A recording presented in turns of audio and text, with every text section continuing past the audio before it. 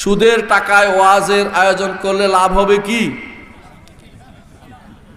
সুদের টাকায় ওয়াজের আয়োজন করবে, যদি আপনাকে বলে দেয় আপনি নেবেন কেন? এটা যদি না বলে দেয় আপনি মুক্ত, ও দোষী।